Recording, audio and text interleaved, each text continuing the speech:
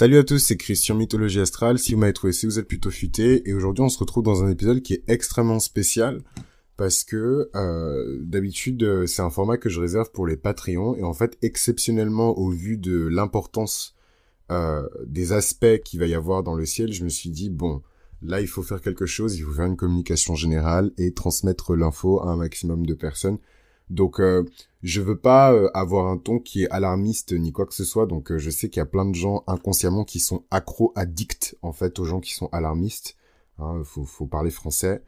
Moi, je vous donnerai pas votre dose de stress et compagnie pour avoir ensuite du mauvais karma parce que vous avez peur à cause de moi.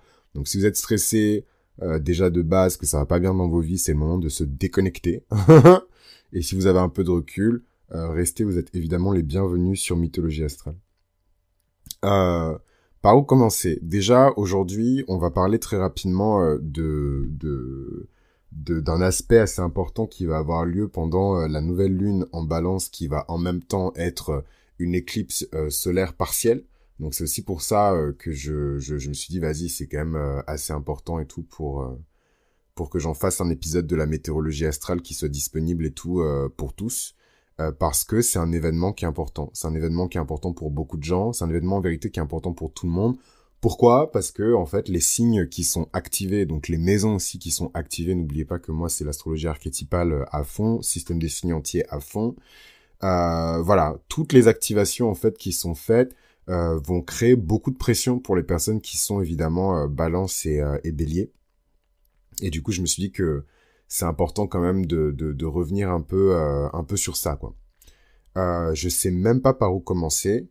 Ce qu'on va faire, c'est que, bon, déjà, je vais peut-être vous expliquer un petit peu le titre, pourquoi je parle en fait de l'enlèvement, de rapture, vous appelez ça comme vous voulez, dans la langue que vous voulez.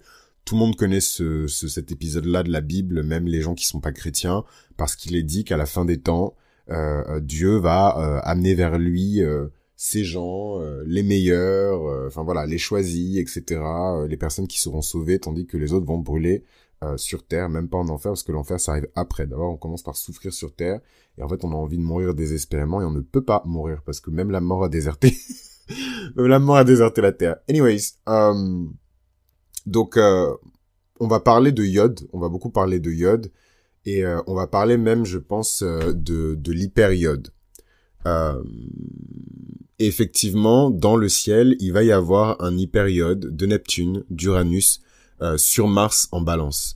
Et en fait, ça va créer une forme de révolution intérieure qui est assez importante. Il y a beaucoup de personnes, je pense, qui vont avoir des prises de conscience importantes, avoir ce qu'on appelle un éveil de conscience, et je pense qu'il y aura même un éveil de conscience collectif. Est-ce que ce sera en réaction par rapport à la situation géopolitique du monde, hein? Je sais que c'est la merde dans le Moyen-Orient, mais ça a toujours été la merde là-bas, que Dieu me pardonne. Et c'est aussi la merde d'ailleurs dans le monde. Mais voilà, comment est-ce que les gens vont réagir à ça? Moi, je fais pas de prédiction, vous me connaissez, mais évidemment que je vis dans le monde et je suis curieux. Et puis je regarde la météo comme tout le monde. Donc en fait, on n'a pas besoin d'être voyant ou d'être astrologue, apprenti sorcier pour se demander ce qui va se passer dans le futur. En fait, c'est pas de la divination. C'était important pour moi de le préciser. Et donc voilà, le iode, c'est ce qu'on appelle le toucher de Dieu, hein, the finger of God, le doigt de Dieu, vous appelez ça, vous traduisez comme vous voulez. Et en fait, pour les personnes qui comprennent pas trop l'image qui est celle du iode, repensez justement au tableau qui a été peint dans la chapelle Sixtine, qui s'appelle la création d'Adam, où on voit une représentation de Dieu qui touche une représentation d'Adam. Et donc ce tableau évidemment qui est peint sur le plafond de la chapelle Sixtine, il a énormément d'informations à nous transmettre, notamment sur la condition humaine, sur le rapport que l'humain entretient avec le divin, sur plein de choses en fait, sur la tentative qu'on a d'atteindre le divin mais on n'y arrive pas toujours. Bref, pas mal de choses intéressantes sur ce sujet-là. On aura peut-être le temps d'ailleurs de développer pendant l'épisode. Je suis désolé, mon PC fait un boucan d'enfer. J'espère que j'ai réussi à le gommer à la post-prod, mais il fait un boucan d'enfer. Enfin, c'est vraiment une honte d'avoir une machine aussi vieille, mais bon, c'est compliqué, hein. Donc voilà, donc le iode, c'est ça. Et vous avez évidemment le iode avec 3, voire plus dans certains cas, planètes et signes. Et en fait, ça forme un espèce de triangle isocèle enfin très très pointu quoi, le toucher de Dieu. Et en fait, le iode signifie énormément de choses en astrologie archétypale, et on va en parler tout de suite. Donc vous devez sûrement vous demander qu'est-ce qui a fait que j'ai tiré la sonnette d'alarme, pourquoi j'ai décidé de sortir un peu de ma confidentialité sur Patreon pour parler du iode ici, parce que c'est un aspect important, parce que c'est pas juste un iode, c'est un hyper-iode, et en plus de ça, il est hyper chargé avec des planètes qui sont juste géantes. Enfin, on parle pas ici de Mercure et de Vénus, enfin voilà, hein, on parle de Neptune, on parle d'Uranus. Uranus, en plus, qui a juste agité l'humanité tout entière depuis qu'il est en taureau. On est tous en train de remettre en question nos valeurs, on est en train de remettre en question la monnaie, on est en train de remettre en question tout ce qui est lié, en fait, à la quantification et à la valorisation des choses, quoi. Donc c'est pas un iode par accident, et il a lieu en même temps qu'une nouvelle lune, donc le ciel sera vide. C'est pas la peine de commencer à planter des intentions et à invoquer des trucs, etc. Je vous ai déjà dit sur Patreon que c'est pas ce qu'il faut faire pendant les nouvelles lunes. Le ciel est vide, voilà. Donc c'est ça, y a rien qui vous répond. En tout cas, selon mon astrologue préféré, qui est d'ailleurs l'un de mes gourous, le iode est souvent considéré comme un aspect karmique, hein, qui porte avec lui un sens profond sur les implications spirituelles. Et il est formé par deux planètes qui sont appelées les planètes de base, qui sont en sextile, l'une avec l'autre, donc à 60 degrés d'écart, et une troisième planète appelée la planète du sommet, qui forme des aspects quinconces à 150 degrés, donc avec les deux planètes de base. Et en fait, cette configuration, elle crée une forme en Y dans votre thème natal, d'où le nom de iode ou de doigt de Dieu.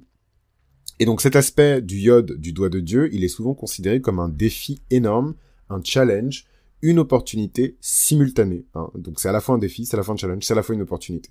Et en fait, il symbolise un appel profond de l'âme, hein. Donc c'est pour ça que d'ailleurs, j'aurais pu d'ailleurs le garder sur Patreon, mais je sais pas, il y a une voix qui m'a dit dis-le en fait, say it loud, et tant pis si voilà, c'est pas parfait, etc. Mais juste partage en fait l'information. Et c'est important, et je l'ai dit à toutes les personnes qui sont autour de moi, alors que moi j'ai plus tendance à garder certaines informations pour moi, surtout lorsque ça concerne un futur, même si c'est un futur proche, parce que quand il arrive des noises en fait aux gens, on revient chercher le scorpion pour dire ah ben c'est ta faute en fait s'il y a eu des merdes et des pépins, c'est ta faute si je suis malheureux, c'est ta faute, c'est ta faute, c'est ta faute. Donc je dis rien à personne, voilà, sauf à mes Patreons et aux gens de mythologie astrale. Donc l'autre partie du iode, donc on a beaucoup parlé de la base en fait du iode et des planètes de base et des planètes du sommet.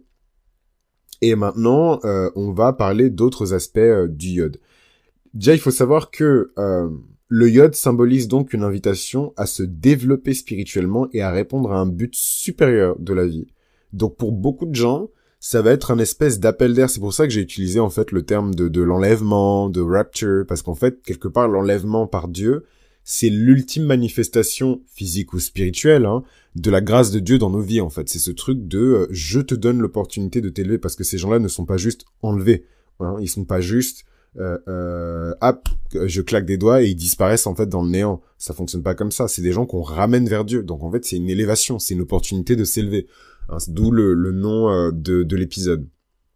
Ce que je trouve intéressant ici, c'est qu'en fait les planètes qui sont formées à la base, les planètes de base, donc qui font un sextile et qui indiquent une certaine facilité ou une aptitude naturelle dans certains domaines de la vie, c'est pas forcément la même chose pour les planètes qui sont au sommet ou en quinconce les unes avec les autres, qui vont représenter une énergie qui peut sembler un peu plus déconnectée, éloignée, déséquilibrée en fait de la vie.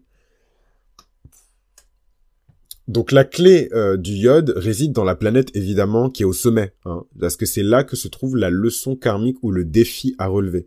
Donc cette planète, elle agit comme une sorte de catalyseur qui pousse la personne à développer les qualités des planètes de base de manière plus consciente et plus spirituelle. Hein, donc vous imaginez ici dans le ciel, on va avoir un iode d'Uranus, Neptune et de Mars. Enfin, vous imaginez qu'en termes de zèle, en termes de dévotion, en termes d'énergie, de sacrifice, ça va juste être énorme. Moi, j'espère juste que je vais pas me retrouver dans un braquage de banque où il va falloir que je fasse armure humaine pour protéger un enfant, some shit like that, quoi. Donc, vous inquiétez pas que je vais bien rester chez moi. S'il y a un braquage de banque, ils ont qu'à braquer la banque là-bas, moi, je serai chez moi. Et d'ailleurs, j'ai dit à toutes les personnes que j'aime de rester chez elles. Mais je pense que ça, c'est, vous voyez, ça, c'est moi et mes manières hyper humaines de vouloir échapper à la justice divine. Alors qu'en vérité, si Dieu veut vous attraper, que vous soyez chez vous dans les toilettes, dans le fin fond d'un égout au Sri Lanka, ou en jet set en Californie, ou à Miami Beach, on vous attrapera quand même. On vous attrapera quand même. Donc voilà, donc la clé du iode, c'est la planète qui est en hauteur, c'est la planète qui est l'inverse de la planète de base, c'est la planète du sommet. C'est elle qui détient la clé de résolution en fait de ce iode. En fait, faut vraiment voir le iode comme l'énigme du sphinx. En fait, c'est l'énigme du sphinx, ou en tout cas quand le sphinx vous propose une énigme, oui, en fait, vous êtes en danger parce que si vous donnez une mauvaise réponse, il va vous déchiqueter, vous broyer, vous avaler comme une sardine. Mais en même temps, il vous donne l'opportunité d'accéder à quelque chose d'extrêmement grand et d'extrêmement puissant, et surtout de montrer votre valeur spirituelle. Bon, moi, je suis pas du tout un fan des sphinx, d'ailleurs, c'est un animal mythique qui me fait très très peur. Parce qu'ils sont censés avoir une tête humaine, ils sont pas censés avoir une tête d'animal ou quoi. On essaie d'animaliser les sphinx égyptiens, mais ils sont censés avoir une tête humaine, quoi. Enfin bref, ça fait super peur. Anyways, les Égyptiens c'était des oufs quand on y repense. Bon, vous voyez là, c'est mes digressions, mes spéciales Patreon, quoi. Vraiment, c'est comme si j'étais à la maison. Donc, c'est un appel à l'intégration et à la transformation. Donc, le iode, c'est une configuration astrologique qui incarne une invitation à évoluer spirituellement et à transcender les défis karmiques et à répondre à un appel profond de l'âme. Et en fait, pour beaucoup de personnes, et je vais pas faire un commentaire ascendant par ascendant parce que ce serait beaucoup trop long. Par contre, je pense que je vais le faire sur Patreon. Voilà, dans le cadre de la météorologie astrale de ce mois-ci, je vais le faire sur Patreon, ascendant par ascendant. Mais voilà, tout ça pour dire que c'est un événement qui va vraiment être groundbreaking, voilà. Et ça m'énerve parce que quand c'est des trucs qui sont très physiques, Pluton, Capricorne, etc., les gens ils s'alarment. Et quand c'est pour des choses qui sont un peu plus spirituelles, les gens sont un peu plus sereins. Alors qu'à votre place, je stresserais pour le contraire. Moi, vous me voyez pas hurler pendant les transits de Pluton.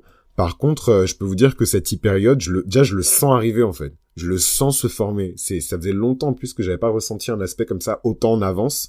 Parce qu'il me semble que ça va être pour le 14 octobre. Mais je le sens déjà se former, je le sens déjà arriver, quoi. Après, bon, c'est normal parce que je pense qu'il commence déjà à se faire à partir du 9 octobre. Enfin, faudrait que je revérifie mes notes, mais en tout cas, ce triangle céleste est hyper important. Donc juste, on va reprendre un petit peu la base des bases parce que je pense que c'est important. Neptune, Uranus et Mars ensemble, c'est la recette pour moi de la révolution sanglante, de la révolution spirituelle, de la révolution politique, de la répression politique aussi. Hein.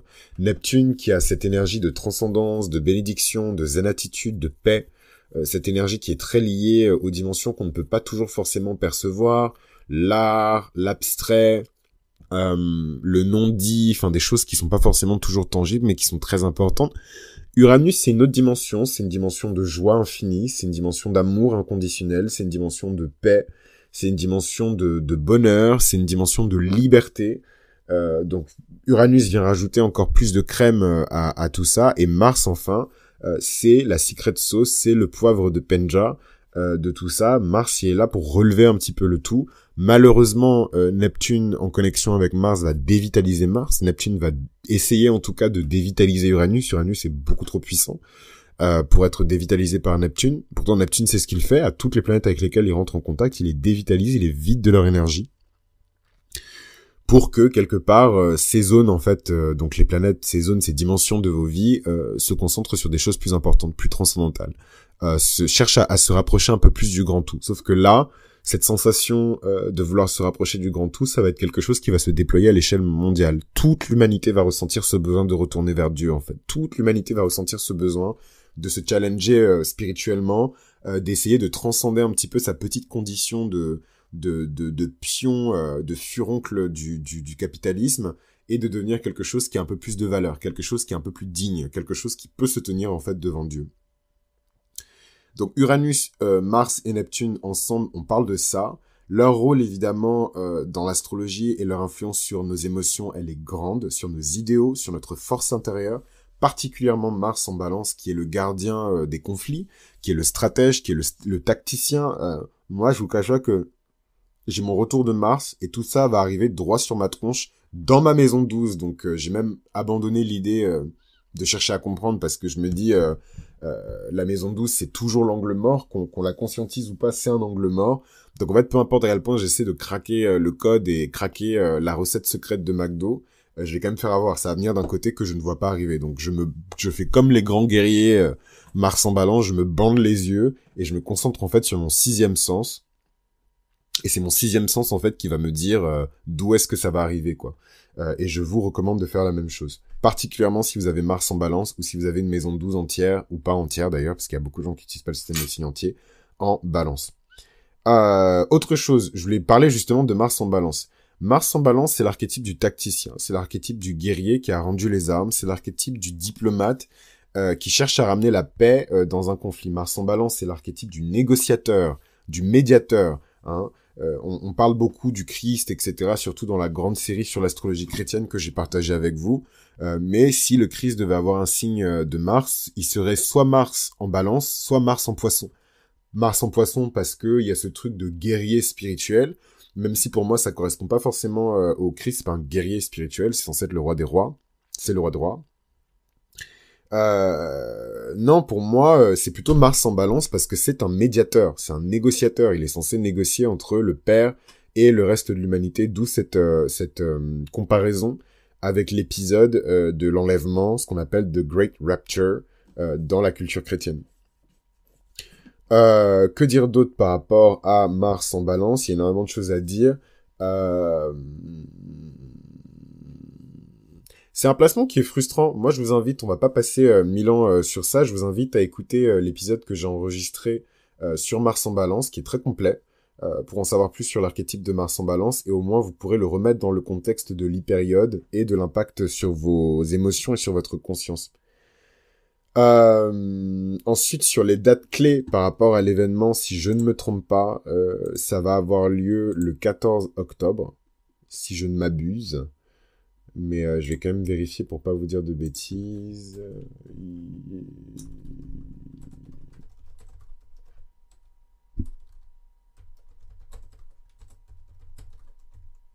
Mais ouais, en tout cas, pour info, il se passe énormément de choses dans le ciel en même temps.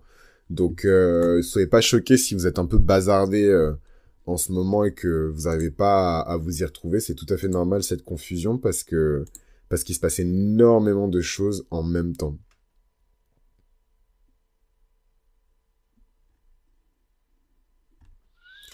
Et attendez 2 secondes parce que évidemment la Lune elle est impliquée hein, dans le yacht. Je parle beaucoup d'Uranus, de Neptune et de Mars, mais la Lune aussi est impliquée évidemment dans ce yacht puisque c'est une nouvelle Lune en Balance et que c'est elle la vraie star en fait de tout ça, la Lune. Et moi en fait je vous rajoute Mars dans ce contexte-là parce que mon Mars est en Balance, mais d'ailleurs il me semble à cette période de l'année 10-10 23 que Mars en transit est en balance hein. Donc je me suis pas trompé, mais c'est important quand même de garder ça à l'esprit.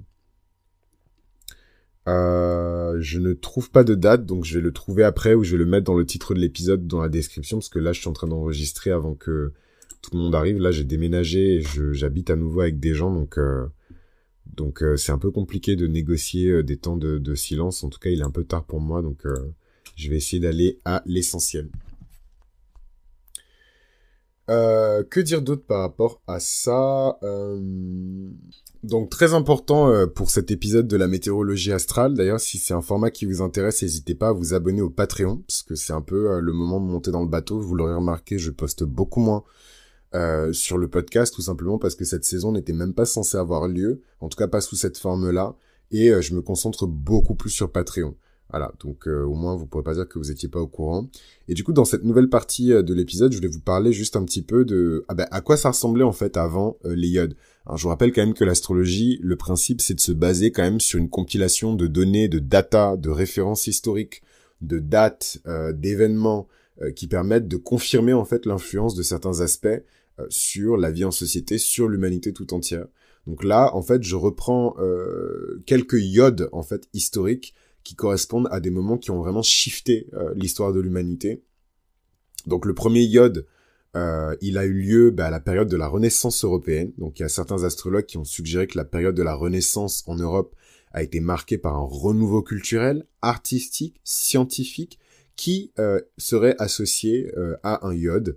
Et cela a symbolisé un appel à la créativité et à l'exploration intellectuelle pour l'Europe. Je vous rappelle le contexte. On aime bien dire que l'Europe, berceau de la civilisation du monde, etc. Non. Hein, les Romains étaient très bien. Eux-mêmes ont copié les Grecs ont copié les Égyptiens. Les Égyptiens, civilisation suprême, qui jusqu'à aujourd'hui encore, les gens se demandent comment ils ont fait pour créer leurs pyramides. Voilà, quand on parle de civilisation, on parle de ça.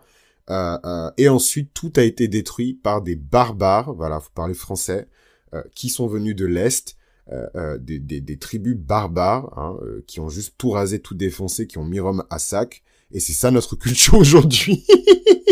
Voilà, c'est de ça dont on descend en fait. Et encore, je dis on, mais c'est par politesse. Moi, je viens pas d'Europe, mais c'est ça en fait nos ancêtres. Hein. Quand les gens vous font des fictions historiques où ils vous disent que les ancêtres des Français, c'est des Romains, et les ancêtres des Italiens, c'est des Étrusques et tout, ils mentent. Leurs ancêtres, c'est des barbares. C'est des barbares. Anyways, et justement, beaucoup d'historiens ont dit qu'en fait, à cette époque-là, donc l'époque où les rois barbares ont gouverné en fait sur la Gaule, sur l'Hispanie, sur tous ces territoires qui appartenaient en fait à Rome avant, que ça a été une grande période sombre en fait pour l'histoire de l'Europe.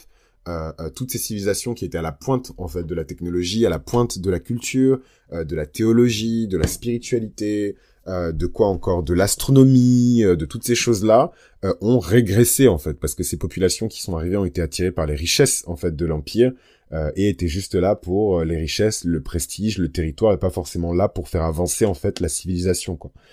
Et on parle beaucoup de régression et d'ailleurs si vous vous y connaissez un peu en histoire, ça correspond à une période où d'autres civilisations qui étaient plus avancées en termes de mathématiques, d'arithmétique, qu'on appelle ça, d'algèbre, même d'alchimie d'ailleurs, on peut aller jusque là, ont envahi l'Europe et ont conquis justement une partie de ces royaumes barbares, voilà, et ça a été compliqué pour plein de gens. Et donc la période de la Renaissance, elle vient un peu après, où justement il y a un peu ce truc de se réconcilier avec le patrimoine gréco-romain, voilà, rénover, réhabiliter en fait tout ce qui a été fait avant d'un point de vue artistique, puisqu'on parle pas de ça, mais c'est quand même enfin que ce soit les Romains ou les Grecs, il y avait une vraie culture du mécénat. Enfin c'était pas rien quoi. Il y a beaucoup de choses qui ont été perdues. Et c'est pas la première fois, ça arrive tout le temps dans l'histoire de l'humanité, c'est des cycles comme ça. Il y a plein de civilisations qui sont à la pointe de plein de trucs, mais parce qu'elles gèrent mal ou parce qu'elles ont une manière de coloniser ou de s'imposer en fait aux autres gens et aux autres cultures qui est problématique, on finit par les dégager en fait. Et s'il n'y a pas une personne qui est assez forte pour les dégager, ils se mélangent entre eux et ils combinent leurs forces pour les dégager. Alors, c'est pour ça d'ailleurs que les Vikings ont littéralement été éradiqués de la surface de la Terre et pourtant c'est un peuple guerrier super important en termes de culture. Tout le monde adore les Vikings, sauf qu'ils ont juste été annihilés. Hein. Faut les chercher avec des lampes torches et des loupes en fait. Les gens qui sont descendants directs de Vikings et qui ont du sang de Vikings, parce qu'en fait ils ont tellement semé la zizanie et la violence partout où ils sont passés que personne n'a cherché à garder leur culture, garder leurs coutumes, etc. Je referme la parenthèse. Du coup, la période de la Renaissance, c'est une période particulière. Assez, comment dirais-je, charnière, où justement, cette partie en tout cas de la civilisation européenne qui était dans l'obscurité avec l'invasion et la gouvernance des rois barbares, t'en dirais, je suis historien frère, avec l'invasion et la gouvernance des rois barbares, en fait, se sont dit, en fait, ok, on est arrivé avec nos gros sabots, mais en fait, il y avait des choses intéressantes ici avant qu'on arrive et qu'on rase tout. Réhabilitons le patrimoine, reconnectons-nous avec nos racines gréco-romaines, crari. Et voyons ce qui se passe. Et donc, ça correspond pour moi à la période de la Renaissance en Europe, qui est marquée par un renouveau culturel, un renouveau artistique, un renouveau scientifique. En fait, c'est là que la balance bascule justement entre ces civilisations plutôt orientales, ou en tout cas morts, hein, pour parler français, les Maurites qui venaient de, je sais pas moi, la Mauritanie actuelle. Et encore, vous me direz, les Almoravides, ils avaient tout le Maghreb jusqu'au Sénégal. Donc c'était vraiment un territoire qui était immense. Vous connaissez l'histoire. Ils ont envahi l'Europe du Sud. Ils ont conquis une partie du Portugal. Ils ont colonisé pendant 400 ans les Espagnols. Enfin voilà, vous connaissez l'histoire, je vais pas vous l'inventer. Jusqu'à aujourd'hui encore, on voit dans le corps des gens, leur génétique, leur manière de parler, leur culture, leur architecture, l'influence en fait des morts, quoi. Donc c'est à ce moment-là un peu que la balance en fait elle a basculé en faveur du coup des Européens. Il y a eu cette espèce de renouveau. Il y a eu aussi la Reconquista. Les Arabes entre guillemets ont été chassés de l'Europe. Renouveau chrétien aussi en Europe. Enfin c'est vraiment pour moi ce iode il a vraiment marqué le début de l'ascension de l'Europe. Vraiment dans le panthéon des civilisations, quoi. On le voit encore aujourd'hui, cette civilisation qu'on appelle la civilisation occidentale domine largement en fait la manière dont on conçoit tout en fait aujourd'hui. Un autre iode important, et je vais pas vous faire un contexte historique aussi important, c'est juste que pour l'importance de la Renaissance européenne, en fait, à l'école, on nous apprend que la Renaissance européenne, voilà, c'était à telle date et il y a eu ça, mais on ne donne pas le contexte. On ne nous explique pas que l'Europe était backwards, que c'était moyenâgeux, qu'on mangeait des bébés, que l'hygiène était, enfin voilà, on ne dit pas tout ça, mais c'était ce qui se passait. Et en fait, le moment de la Renaissance européenne, ça a été un véritable renouveau, mais à tellement de niveaux, quoi. Et donc, un autre iode important, c'est le iode qui a eu lieu un peu avant la Révolution américaine. Donc, un peu avant la Révolution américaine. Si vous saviez tous les obstacles que j'ai eu à faire cet épisode, vous verriez vraiment que c'est ma maison, enfin, ma maison 12, elle est en balance et qu'en fait, je suis vachement activé par ce iode, quoi. Tout est fait pour que je sabote ce truc et que je ne le fasse pas, mais je vais le faire jusqu'au bout. Deuxième iode important, Révolution américaine. On connaît évidemment les dates de la Révolution américaine, mais c'est compliqué de déterminer les dates des iodes parce qu'en fait l'astrologie de l'époque c'est pas l'astrologie de maintenant où voilà, à la date près, grâce aux outils digitaux, on sait quelle est la date de tel ou tel événement. Voilà, à l'époque ça fonctionnait pas comme ça, on n'avait même pas les mêmes systèmes de domification. Quand on remonte encore plus tôt, le système la révolution copernicienne n'avait pas encore eu lieu. Voilà, je sais même pas si le système Placidus c'était un système si populaire que ça à l'époque. Donc voilà, c'est pas évident de trouver des dates en tout cas pour la Renaissance européenne, les dates exactes en fait du iode, mais il suffit de regarder en fait les dates sur lesquelles les historiens se penchent pour déterminer le début de la Renaissance européenne et vous aurez une vague idée de quand est-ce que ce iode a pu avoir lieu. Pour la Révolution américaine, c'est évidemment autour en tout cas c'est à la fin du XVIIIe siècle. On parle de un iode qui aurait eu lieu entre 1775 et 1776, quoi. Donc les comment dirais-je, la période qui a précédé la déclaration d'indépendance des États-Unis. Mais encore une fois, à l'époque, l'astrologie n'était pas perçue de la même manière, donc c'est compliqué de poser une date exacte.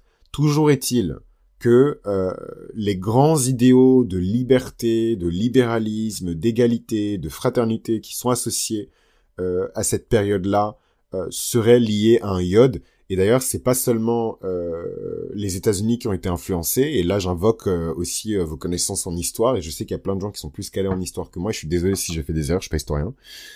Mais quand on prend le contexte de la fin du XVIIIe siècle, c'est pas juste les Américains qui se sont libérés. En fait, c'est l'humanité tout entière qui a été influencée par ce iode. Les Américains se sont défaits de la tutelle anglaise. Quelques années plus tard, le peuple français s'est défait de la tutelle de son roi, Révolution française, donc Révolution américaine, Révolution française.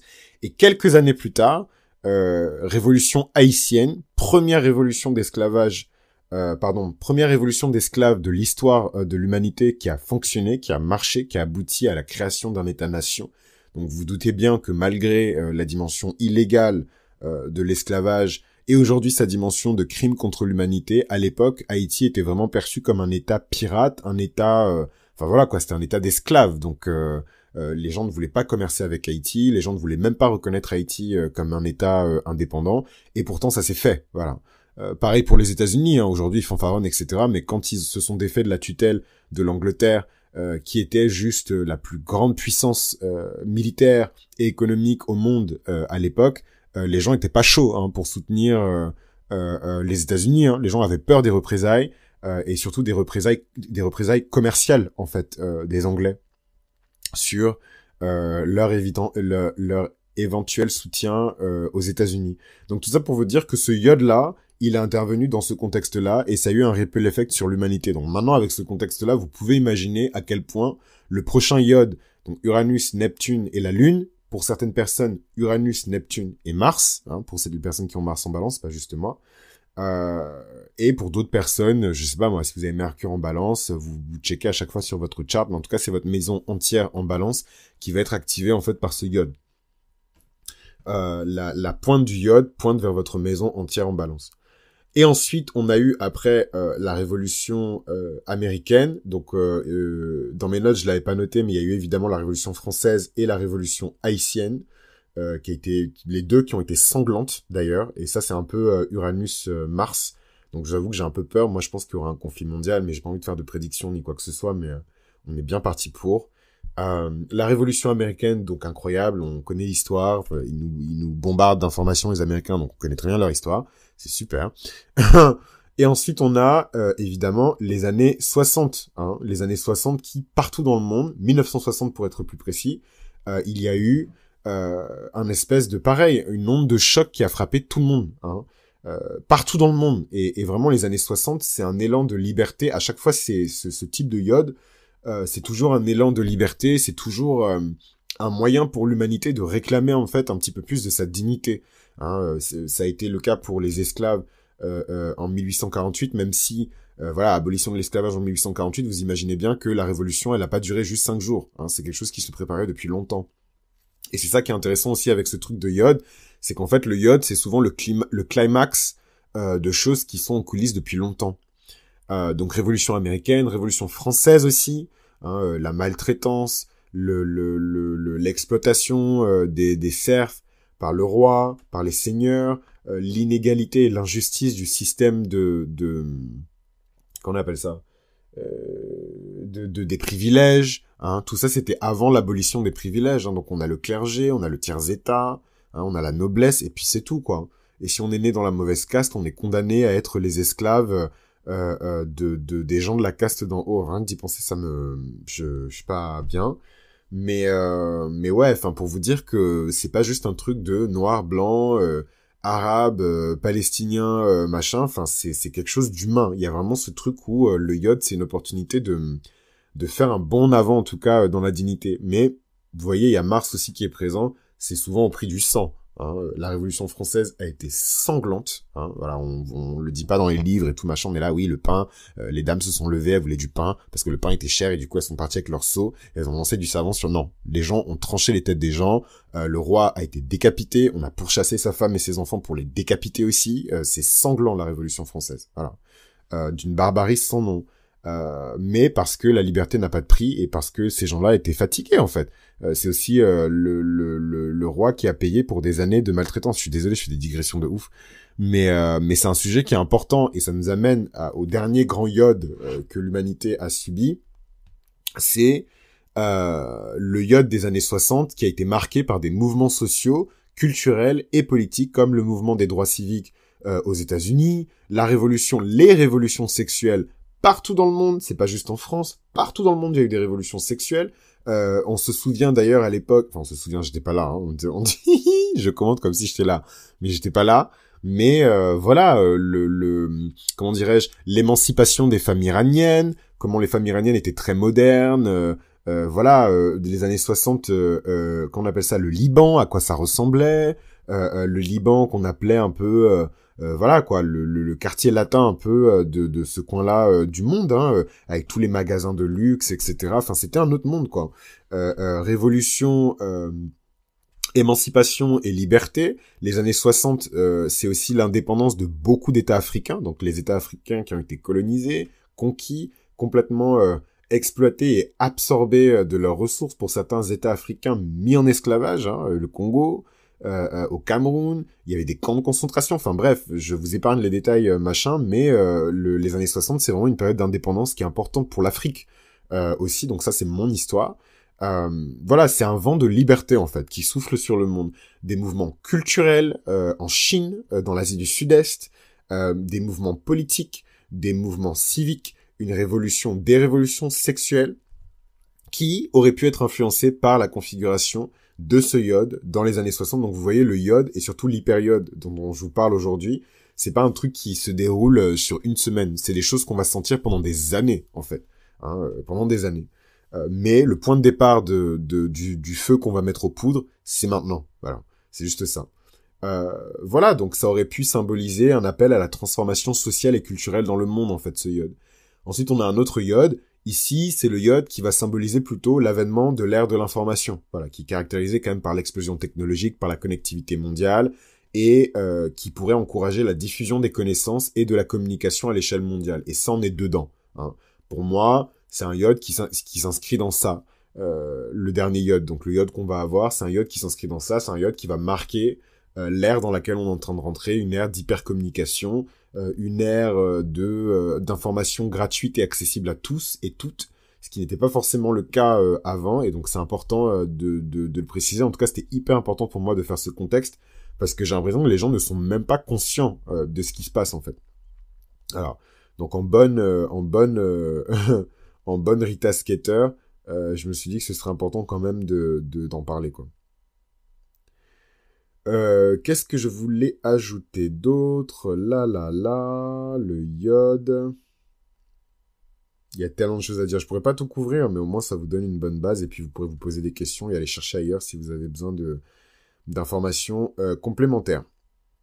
Donc on a parlé du triangle céleste Uranus, Mars et la nouvelle lune, ou Neptune, Uranus et la nouvelle lune, Neptune, Uranus et Mars, et vous calculez en fonction de votre maison entière en balance et ce qu'il y a dedans.